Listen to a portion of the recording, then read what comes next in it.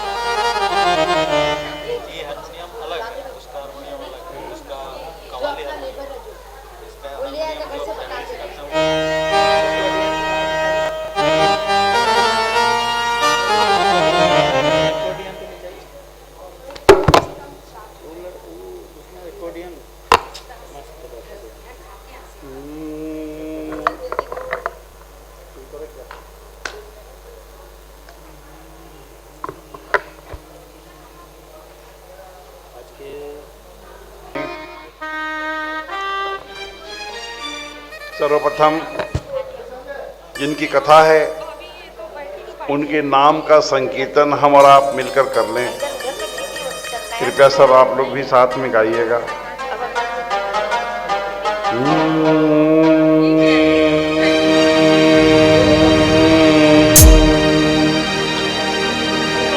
श्री राम जय जय जय राम। श्री राम जय जय जय राम। श्री राम जय जय जय राम। श्री राम जय जय जय राम। श्री राम जय जय जय राम। श्री राम जय जय जय राम। श्री राम जय जय जय राम। श्री राम जय जय जय राम। दो अक्षर का प्यारा सा नाम। श्री राम जय जय राम। दो अक्षर का प्यारा सा नाम। श्री राम जय जय राम। श्री राम जय जय राम। श्री राम जय जय राम। श्री राम जय जय राम। श्री राम जय जय राम। दो अक्षर का प्यारा सा नाम। श्री राम जय जय राम। दो अक्षर का प्यारा सा नाम। श्री राम जय जय जय राम। जब जन्म लिया कौशल्या थी जिनकी माँ। सूर्यवंश में जन्म लिया कौशल्या थी जिनकी माँ। सूर्यवंश में जन्म लिया कौशल्या थी जिनकी माँ। सूर्यवंश में जन्म लिया कौशल्या थी जिनकी माँ। दशरथ नंदन कहलाए शत्रु भरत लखन के भाई। दशरथ नंदन कहलाए शत्रु भरत लखन के भ्रात। अयोध्या है जिनका पावन धाम। श्री राम जय जय राम। अयोध्या है जिनका पावन धाम। श्री राम जय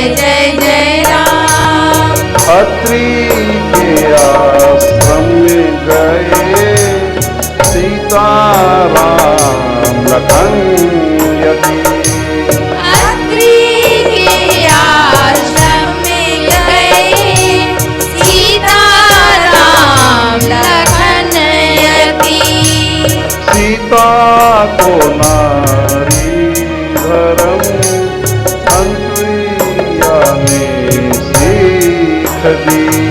सीता को नारी धर्म की अनसुईया ने सीख दी। सेवा पति की करो निष्काम। श्री राम जय जय जय राम। सेवा पति की करो निष्काम। श्री राम जय जय जय राम। श्री राम जय जय जय राम। श्री राम जय जय जय राम।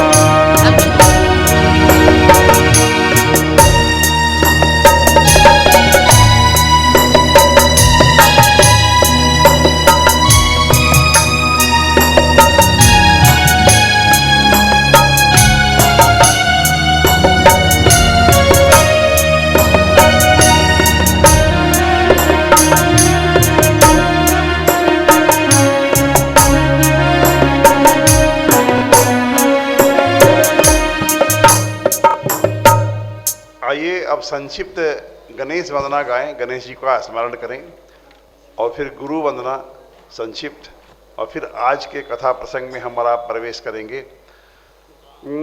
गजाननं भूत गणादि सेवितं कपीथ जम्बू फल चारुभक्षणम्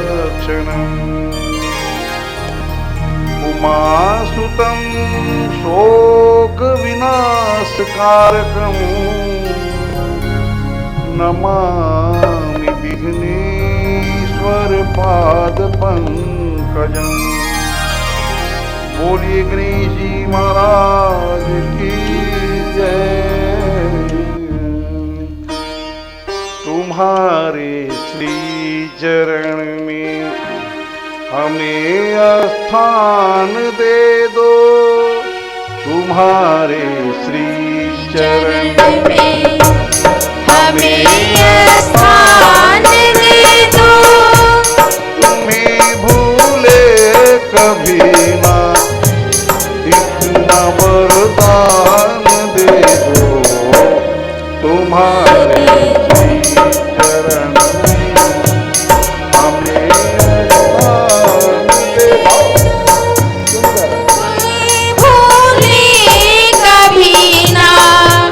इतना वरदान दे दो। तुम्हारे श्री चरण में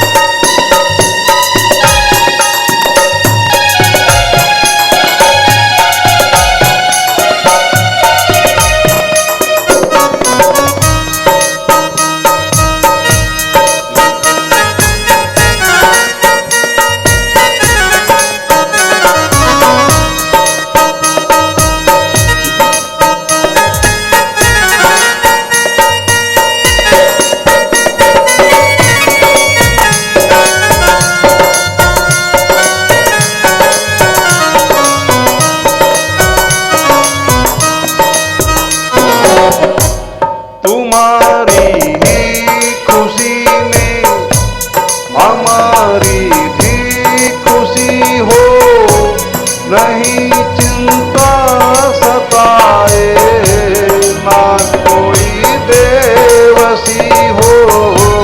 तुम्हारी ही खुशी में हमारी भी खुशी हो, नहीं चिंता सताए ना कोई बेबसी हो। मनोबल को बढ़ा के ऐसी पहचान दे दो, मनोबल को बढ़ा के ऐसी पहचान दे दो, तुम्हें भूले कभी ना इतना वरदान दे दो। तुम्हारे श्री चरण में हमें स्थान दे दो। तुम्हारे श्री चरण में हमें स्थान दे दो, तुम्हें भूले कभी ना इतना वरदान दे दो। तुम्हारे श्री चरण में। बोलिए सदगुरुदेव महाराज की जय। परम मंगल में परब्रह्म ब्रह्मांड नायक, भारतीय संस्कृति एवं सभ्यता के आधार स्तंभ, धर्म के मूर्तिमान स्वरूप, मर्यादा पुरुषोत्तम श्री हनुमान जी महाराज के आराध्य देव परम पिता श्री राम जी की वांगमयी अर्थात शब्दमयी भाषामयी प्रतिमूर्ति है संत शिरोमणि तुलसीदास जी द्वारा रचित यह महान ग्रंथ श्री रामचरित मानस। आज उसी परमपिता श्री राम जी की असीम अनुकंपा से और आप सभी भगवत प्रेमी सज्जनों, माताओं और बहनों के मंगलमय आशीर्वाद से इस भक्ति से परिपूर्ण श्री श्री अग्रसेन भवन दुमका के प्रांगण में और दादी महिमा मंडल, मारवाड़ी युवा मंच प्रेरणा शाखा, कृष्ण सखा मंडल और हरि सत्संग समिति के पवित्र संकल्प से और श्री रामचरित मानस संपूर्ण 9 दिवसीय हम आपको सुनाने का प्रयत्न कर रहे हैं। उस क्रम में आज 6वां दिन है और आज की कथा में हम लोग अरण्यकांड शुरू से अंत तक सुनाने का प्रयास करेंगे। अरण्यकांड, जंगल में भगवान हैं, 14 वर्ष का वनवास हो चुका है और जंगल में उन्होंने बहुत तरह की लीलाएं की है, उस पर ही हम लोग विचार करेंगे। तो प्रसंग प्रारंभ करने से पहले सूक्ष्म रूप से उपस्थित यहाँ सभी देवी देवताओं की आत्माओं की हम लोग वंदना करते हैं और संत महात्माओं की आत्माओं का हम लोग स्वागत करते हैं, वंदना करते हैं, अभिनंदन करते हैं, क्योंकि जहाँ कहीं भी राम कथा होती है वहाँ सूक्ष्म रूप से बहुत सारे देवी देवता आ जाते हैं, संत महात्माओं की आत्माएं आ जाती हैं। और हनुमान जी के लिए तो बड़ा प्रसिद्ध है कि जहाँ कहीं भी राम कथा होगी हनुमान जी जरूर पधारते हैं, और किस रूप में पधारते हैं ये तो वही जाने। लेकिन एक प्रसिद्ध दोहा भी है उनके लिए, आप लोगों ने सुना होगा, राम कथा जह को कहे तह तह पवन कुमार, सर पर अंजुलि धरि सुनत बहत नयन जल धार, सियावर रामचंद्र की जय, पवन सुत हनुमान जी की जय। यूँ तो रामचरित मानस की महिमा अपार है, इसका कोई वर्णन नहीं कर सकता है। समुद्र से भी ज़्यादा विशाल है ये महान ग्रंथ, अत्यंत शिक्षाप्रद ग्रंथ है। और रोज ही हम और आप रामचरित मानस की महानता पर विचार करते चल रहे हैं। और आज की कथा में मैं तो ये कहने जा रहा हूँ कि रामचरित मानस जो है ये मुक्ति ग्रंथ है। यदि हमको आपको मुक्ति प्राप्त करना हो, मरणोपरांत हमारे लिए विमान आवे, यदि ये चाहते हो तो रामचरित मानस वो सब संभव करा देगा। इसलिए ये मुक्ति ग्रंथ है और ये संत बनाने की फैक्ट्री है।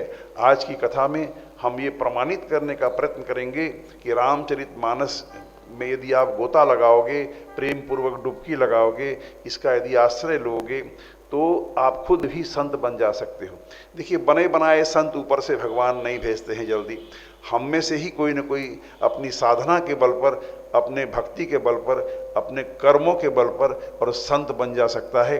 तो ये संत बनाने की फैक्ट्री के समान है। यदि आप स्वयं में संत बनना चाहो तो इस रामचरितमानस का आश्रय लो, सहारा लो। तो इसमें प्रेम से हम और आप डुबकी लगावें। इसमें जो शिक्षाएं वर्णित है उसको यदि हम आप अपने आचरण में उतारें, अपने दैनिक जीवन में यदि उतार सकते हैं, तो हम स्वयं में संत बन जा सकते हैं। तो ये संत बनाने की फैक्ट्री भी है। इस पर भी हम और आप आज की कथा में विचार करेंगे। लेकिन एक बात जानना यहाँ बहुत ज़रूरी है कि हमारी मुक्ति हो, हमारा मोक्ष हो, हमारे लिए विमान आवे, हम खुद संत बन जाएं, इन सारी बातों के पीछे सदगुरुदेव महाराज बहुत इम्पोर्टेंट रोल प्ले करते हैं। जिस तरह से कोई ड्रामा होता है, कोई फिल्म बनती है, उसमें बहुत सारे कलाकार काम करते हैं, लेकिन पर्दे के पीछे एक डायरेक्टर होता है, एक निर्देशक होता है, जो सभी कलाकारों को नचाता है, सभी कलाकारों को डायरेक्शन देता है, उनको उनके बारे में, रोल के बारे में बताता है।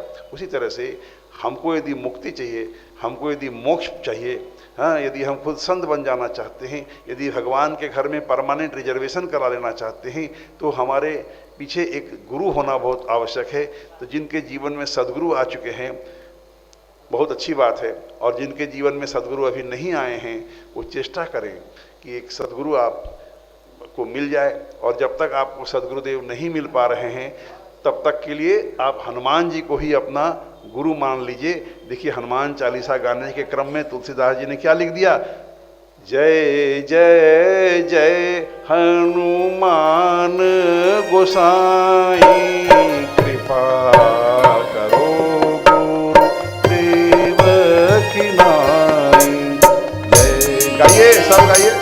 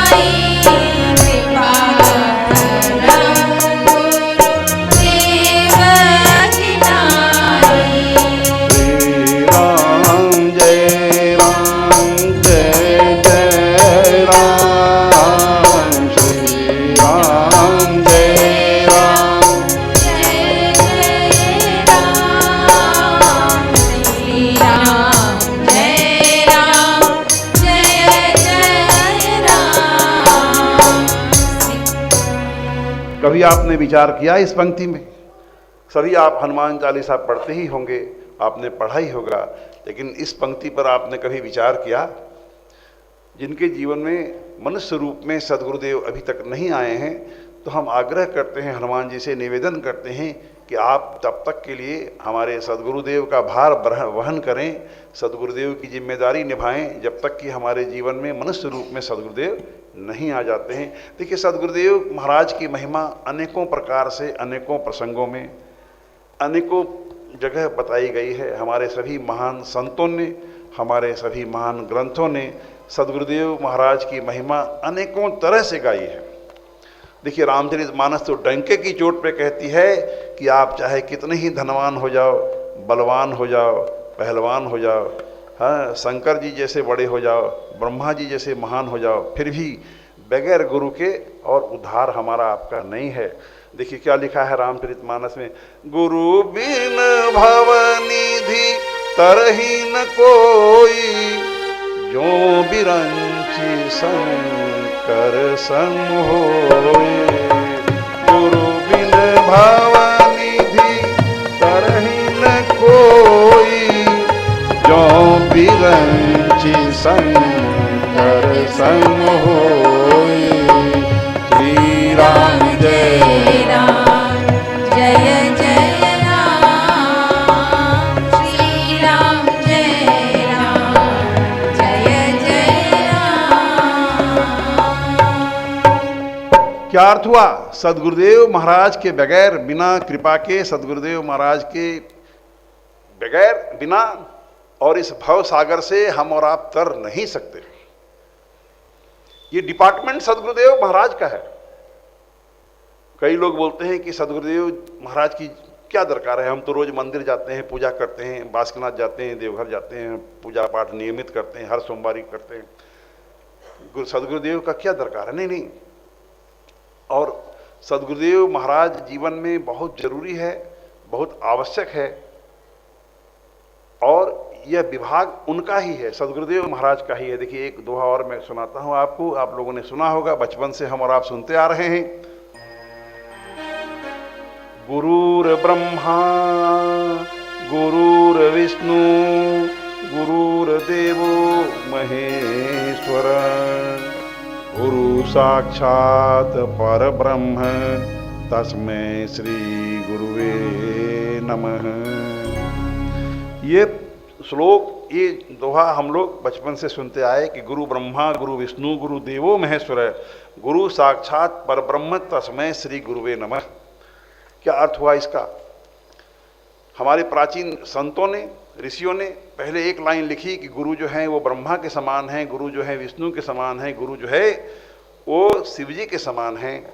उनको संतोष नहीं हुआ ये पंक्ति लिख करके, तो उन्होंने दूसरा पंक्ति यहाँ जोड़ दिया कि नहीं नहीं, गुरु इन तीनों ब्रह्म, इन तीनों देवताओं से बढ़ करके साक्षात परब्रह्म परमेश्वर परमात्मा है, चलते फिरते भगवान है सदगुरुदेव महाराज। और ऐसे गुरु को मैं नमन करता हूँ, ऐसे गुरु को मैं प्रणाम करता हूँ। आइए इस पंक्ति पर थोड़ा हम विचार करें। ये महान पंक्ति बचपन से सुनते आए हम लोग, लेकिन इस पर हम लोगों ने ढंग से विचार शायद नहीं किया। आज चलिए हम और विचार करें, इसका क्या भाव है, इसका क्या अर्थ है, इसका आध्यात्मिक अर्थ क्या है। सीधा सीधा अर्थ तो आप जानते हो, लेकिन इसके आध्यात्मिक अर्थ पर भी चलिए आज और हम विचार करें। तो यहाँ ये बोला जा रहा है कि देखिए विचार कीजिए, ब्रह्मा विष्णु महेश, ये तीन देव हमारे आपके लिए बड़े उपयोगी देव हैं। इनके बगैर हमारा आपका काम नहीं चल सकता है। ब्रह्मा का जिम्मेदारी क्या है? वो सृजन करते हैं, पैदा करते हैं, जन्म देते हैं, तो ब्रह्मा सृजन करते हैं, और विष्णु जो है वो पालन करते हैं। माता के गर्भ में भोजन कौन देता है? विष्णु देता है। मुर्गी के अंडा के भीतर जो जीव पल रहा है, उस अंडे के भीतर जो जीव पल रहा है, उसको खाना कौन देता है? क्या हम और आप देते हैं? नहीं, वो भगवान विष्णु देते हैं। और संहार करने का काम किनका है? महेश्वर का है, शिव जी का है। तीनों देव बहुत इम्पोर्टेंट देव हैं, और वो अपना काम बहुत बढ़िया से करते हैं, किसी भी तरह का त्रुटि नहीं है उनके काम में, अपने काम को बहुत अच्छा से वो अंजाम देते हैं। लेकिन तीनों देव मिलकर के भी एक काम नहीं कर सकते। क्या? हमको आपको मोक्ष प्रदान नहीं कर सकते। क्यों? क्योंकि मोक्ष प्रदान करना उनकी जिम्मेदारी नहीं है, उनका डिपार्टमेंट ही नहीं है। जिस तरह से आँख का डिपार्टमेंट है देखना, कान का विभाग है सुनना, सब चीज़ों का अलग अलग डिपार्टमेंट भगवान ने बना दिया है। आँख सुन नहीं सकती, कान देख नहीं सकता। जिसका जो ड्यूटी है, जिसका जो फंक्शन है, जिसका जो कर्तव्य है, जिसके लिए जो कर्म बताए गए हैं, जिसकी जो मर्यादा बताई गई है, वो अंग जो है वही अपना काम करेगा।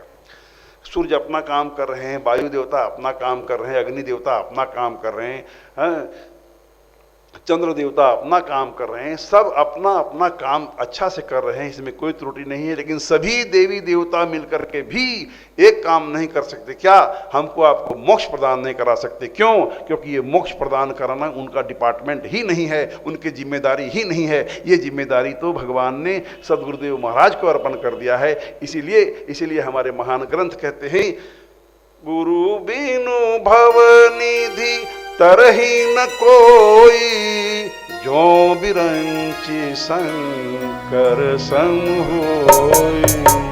गुरु बिन भव निधि तरही न कोई, जो बिरंची शंकर सम होई। श्री राम जय राम, जय जय राम, श्री राम जय राम, जय जय राम। तो मैं रोज की कथा में ये बता रहा हूँ कि सर्वश्रेष्ठ पुरुषार्थ है मनुष्य जीवन का, अंतिम लक्ष्य है मनुष्य जीवन का कि भगवान से प्यार हो जाए, मोक्ष पर हमारा अधिकार सिद्ध हो जाए, हम मरणोपरांत हमारे लिए विमान आवे और हम सीधे भगवान के धाम चले जाएं, वहाँ हमारा परमानेंट रिजर्वेशन हो जाए, बार बार जन्मना और बार बार मरने के चक्र से 84 लाख में भटकने से हम मुक्त हो जाएं। ये मैं रोज की कथा में बोल रहा हूँ, लेकिन इसके पीछे सद्गुरुदेव महाराज की अत्यंत आवश्यक भूमिका होती है। इसको भी कृपया आप मन में धारण करके रखिएगा। और आज के कथा सत्संग के लिए हम और आप धन्यवाद भी दे दें प्रभु श्री राम जी को, क्योंकि बगैर राम जी की विशेष कृपा के सत्संग भी हमको आपको सुलभ नहीं होता है। जब कभी भी जीवन में सत्संग मिले, संतों का संग मिले, सत्संग अच्छा लगने लगे, श्रवण आनंद आने लगे सत्संग में, तो ये समझना चाहिए कि भगवान की बड़ी विशेष कृपा हुई है, तब हमको जीवन में सत्संग मिला है। देखिए तुलसीदास जी ने प्रारंभ में ही लिख दिया है, बिनु सतसंग विवेक ना होए राम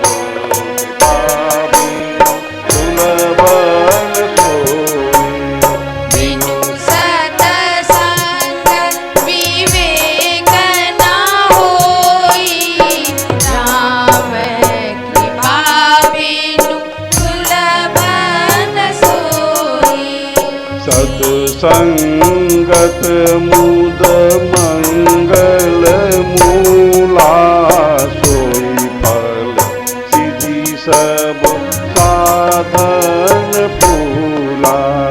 सत्संगत मुद मंगल मूला, सोई फल सिद्धि सब साधन फूला। जय राम जय जय राम, श्री राम जय राम जय जय राम। तो आइए आज की मुख्य कथा में हमारा प्रवेश करें। कल तक की कथा में राम भरत मिलाप का प्रसंग समाप्त किया गया था और खड़ाऊं लेकर के राम जी ने निशानी दिया, खड़ाऊं सर पर धारण करके, और भरत जी अयोध्या गए हैं। नंदीग्राम में उन्होंने अपना निवास स्थान बनाया है और खड़ाऊं को सिंहासन पर विराजित किया है, और खड़ाऊं के आदेश से ही, खड़ाऊं से आदेश लेकर, सदगुरुदेव वशिष्ठ जी से आदेश लेकर के ही वो राजकाज चला रहे हैं। वो प्रसंग समाप्त हुआ है और इधर राम जी जो हैं चित्रकूट में निवास कर रहे हैं। और देखिए एक बार की घटना है, इस तरह से अरण्यकांड यहाँ प्रारंभ होता है। इंद्र का पुत्र था जयंत। जयंत इंद्र का पुत्र था। उसको कुछ संदेह हो गया राम जी की महिमा पर कि ये राजा के पुत्र हैं, वन में भटक रहे हैं, कि ये ब्रह्म हैं, परब्रह्म परमेश्वर परमात्मा, कुछ लोग बोलते हैं भगवान हैं। तो वो परीक्षा लेने के लिए और सीता जी के पैर में चोंच मार करके और भाग गया। वो भगवान के चरण बल की परीक्षा लेना चाहता था। तो सीता जी के पैर से जरा सा रक्त निकल गया। तो राम जी ने क्या किया, सरकंडे को बाण बना करके जयंत पर छोड़ दिया। अब वो बाण चला है, आगे आगे जयंत भागा जा रहा है और पीछे पीछे सरकंडे का जो बाण बनाया है भगवान ने। और जयंत उस समय कौवा के भेष में आया हुआ था, तो वो कौवा बना जयंत आगे आगे भाग रहा है, पीछे पीछे राम जी का वाहन चल रहा है। अब वो अपने पिता के पास गया, पिताजी बचाओ, पिताजी बचाओ। पिताजी ने भगा दिया, बैठने भी नहीं दिया, भागो भागो, तुमने राम जी से द्रोह किया, तुम हमारे पास बैठने के लायक नहीं हो भाई। और भागा है फिर ब्रह्मा जी के पास, ब्रह्मा जी ने भी भगा दिया, फिर शिव जी के पास, उन्होंने भी भगा दिया। कोई भी देवता उसको बैठने के लिए भी नहीं कहा। क्यों? क्योंकि तुमने राम जी से द्रोह किया है, तुमने राम जी सताया है, राम जी को या सीता जी को तुमने सताया है। किसी ने भी उसको बैठने के लिए नहीं कहा। अच्छा विचार कीजिए, राम जी के जो अपराधी हैं उनको कौन रख सकता है? कोई, किसी की ताकत नहीं है जो भगवान के अपराधी को शरण दे। अच्छा, नारद जी संत बहुत दयालु, उन्होंने जब देखा कि जयंत बहुत व्याकुल है तो उन्हें दया आ गई। नारद जी को बहुत दया आ गई, क्योंकि संत ऐसे ही दयालु हृदय होते ही हैं।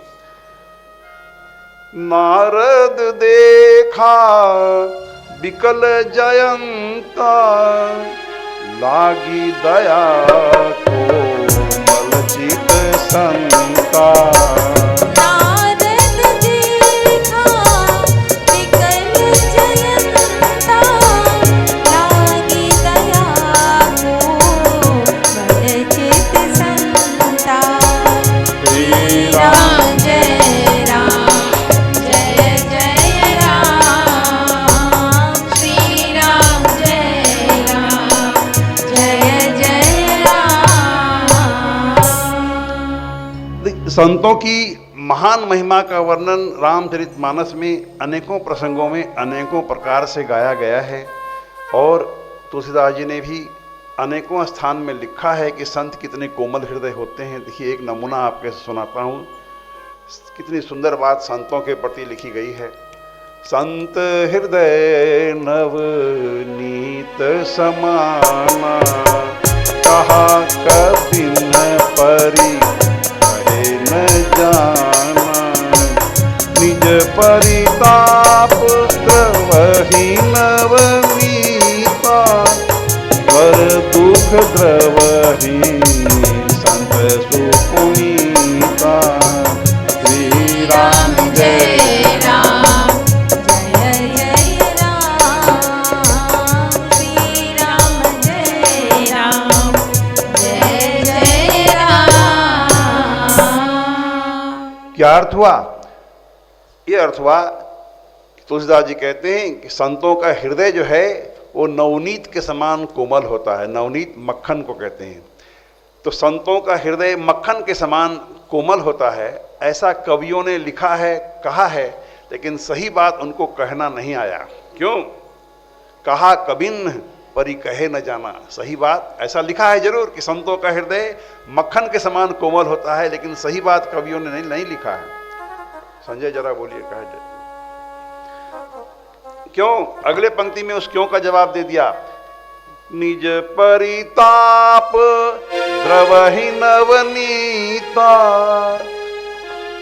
पर दुख द्रवहि संत सुपुनीता। निज परिताप द्रवहि नवनीता, पर दुख द्रवहि संत सुपुनीता। श्री राम जय राम, जय जय राम। श्री राम जय राम, जय जय राम।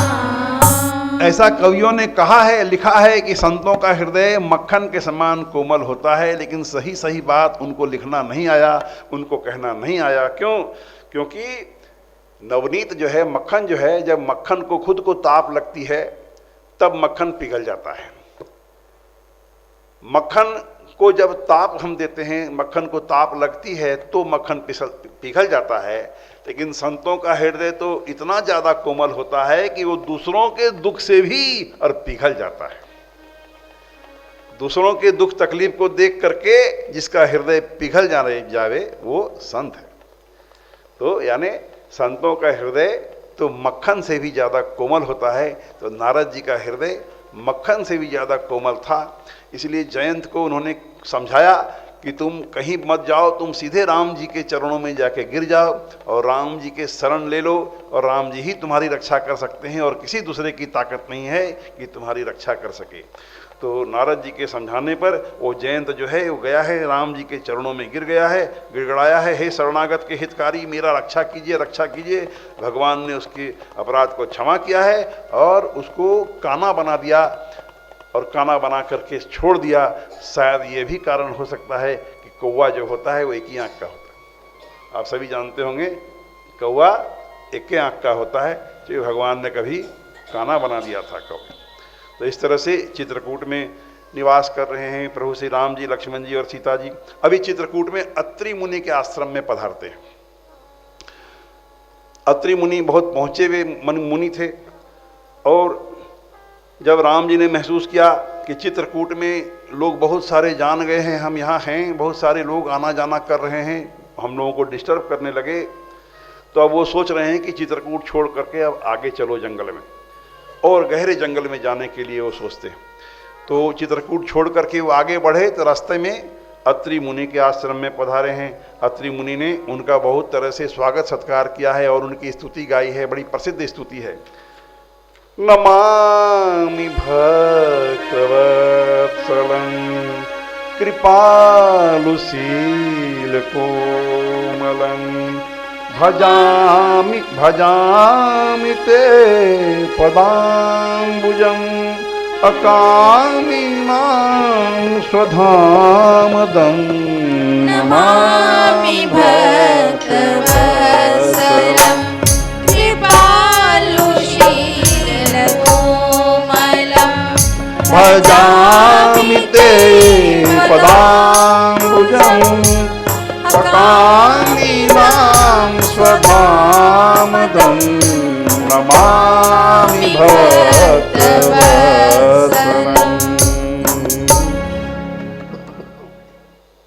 यह स्तुति जो है ये तत्व ज्ञान की प्राप्ति के लिए सिद्ध मंत्र है। यूं तो रामचरितमानस की जितनी भी चौपाइयाँ हैं, छंद है, दोहा है, सोठा है, मंगलाचरण है, स्तुति है, सभी को मंत्र बताया जाता है। क्योंकि तुलसीदास जी ने पहले ही लिख दिया बालकांड दोहा संख्या 15 में कि शिव जी और माता पार्वती जी के आदेशानुसार यदि मैंने इस ग्रंथ को लिखा है तो मैंने जो कुछ भी लिख दिया उसका प्रभाव सत्य हो जाए। सपने हूँ सांचे हूँ मोहि पर जो हर गौरी पसाऊ तो फुर हो जो कहे हूँ सब भाषा भनिति प्रभाव श्यावर रामचंद्र की जय पवन सुत हनुमान जी की जय। तो जहाँ कहीं भी खास मंत्र की चर्चा होगी और मुझको स्मरण होगा, याद पड़ेगा, मैं आप लोगों को सुनाते चलूंगा कि जो नमामि भक्त वत्सलम है यह स्तुति तत्व ज्ञान की प्राप्ति के लिए सिद्ध मंत्र है। और स्तुति के अंत में, बहुत लंबी स्तुति है, मैंने संक्षेप में 2 लाइन सुनाया। स्तुति के अंत में देखिए अत्रि मुनि किस तरह से वरदान मांग रहे हैं। मैं रोज की कथा में बोल रहा हूँ कि बड़े बड़े लोगों ने, संत महात्माओं ने, देवी देवताओं ने और भगवान से भक्ति का वरदान मांगा, प्रीति का वरदान मांगा कि हे भगवान आपके चरणों में प्यार हो जाए, प्यार का वरदान मांगा। क्योंकि ये सबसे उच्च लेवल की चीज़ है, सबसे उच्च कोटि की चीज़ है। इससे बड़ी और दुनिया में कुछ भी चीज़ नहीं है कि हमको भगवान से प्यार हो जाए। तो स्तुति के अंत में अत्रि मुनि ने देखिए प्रभु श्री राम जी से वरदान स्वरूप क्या मांगा है।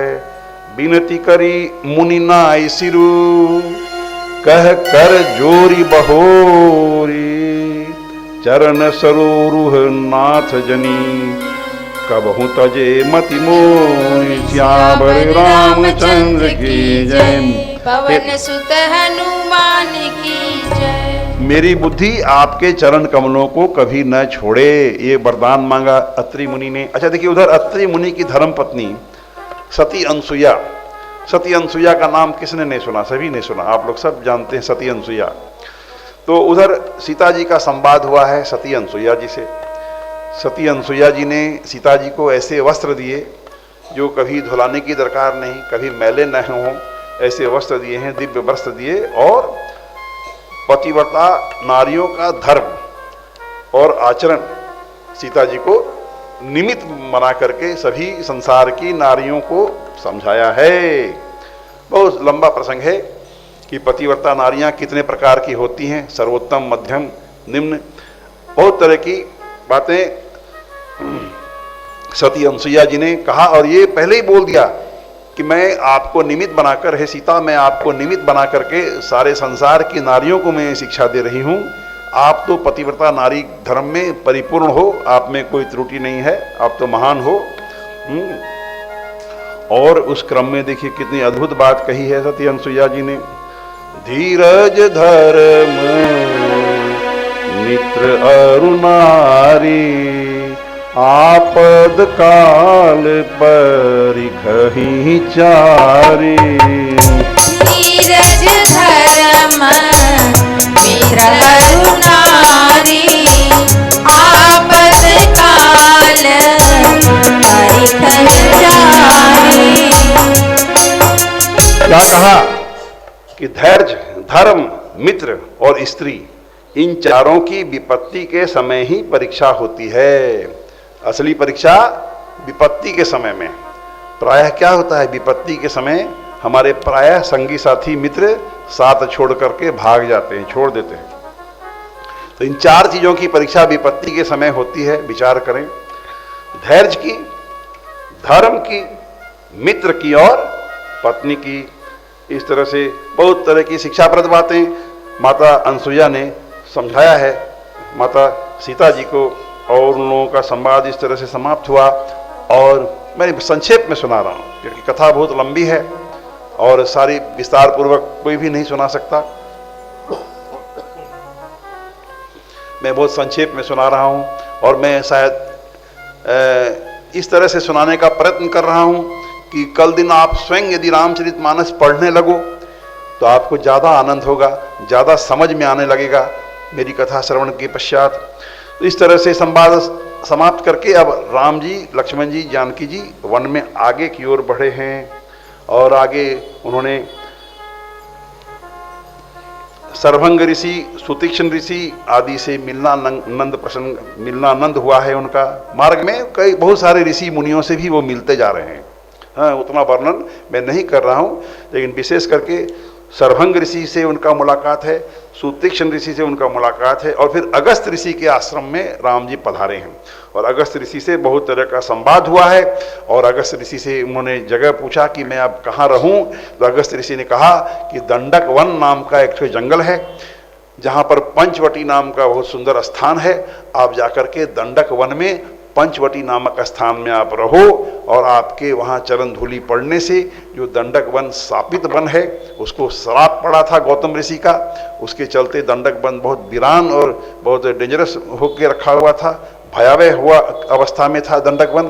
तो राम जी के चरणों की धूल पड़ी है, राम जी वहाँ निवास करने लगे हैं, दंडक वन फिर से हरा भरा हो गया है, उसको शाप मुक्त हो गया है। हे प्रभु परम मनोहर ठाऊं, पावन पंचवटी तेहि नाऊं। हे प्रभु परम मनोहर ठाऊं, पावन पंचवटी तेहि नाऊं। दंडक वन पुनि प्रभु करहूं, उग्र साप मुनि बर कर हरहूं। दंडक वन पुनीत प्रभु करहूं, उग्र साप मुनि बर कर हरहूं। श्री राम जय राम, जय जय राम, श्री राम जय राम, जय जय राम। इस प्रकार तीनों राम जी आदि तीनों यानी सीता जी, जानकी जी, सीता जी और लक्ष्मण जी के समेत राम जी पंचवटी में निवास करने लगे। सुखपूर्वक आनंदपूर्वक उनका समय बीत रहा है और इस तरह से 12.5 वर्ष का समय बीत गया। पंचवटी में 12.5 वर्ष का समय बीत गया। 14 वर्ष का वनवास था, आप जानते हैं। तो एक दिन भगवान बहुत प्रसन्न मुद्रा में बैठे हुए हैं पंचवटी में और मौका बहुत अच्छा है ये देख करके लक्ष्मण जी ने आज नाना प्रकार के प्रश्न पूछे हैं प्रभु श्री राम जी से। और लक्ष्मण जी ने जो प्रश्न पूछे हैं ये बहुत ही प्रासंगिक प्रश्न हैं। ये हम सभी साधकों और भक्तों के हृदय में ये प्रश्न उमड़ते घुमड़ते रहते हैं जरूर। क्या वो प्रश्न पूछा है लक्ष्मण जी ने? सबसे पहला, माया क्या है? माया क्या है? वैराग्य किसको कहते हैं? ज्ञान क्या है?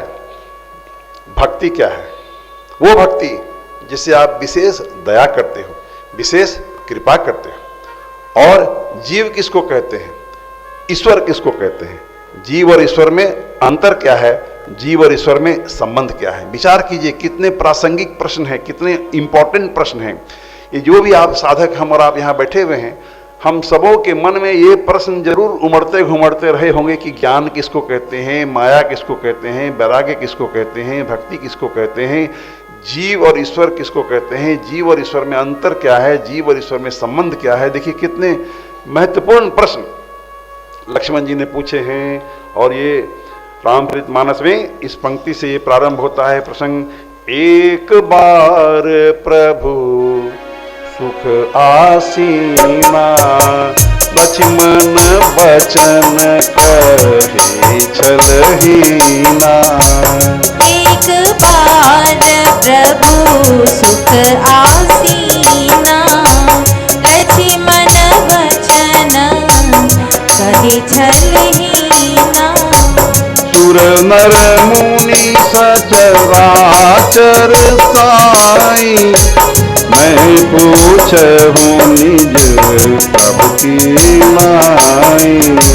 सुर नर मुनि सचराचर साई, मैं पूछहूँ निज प्रभु की नाई।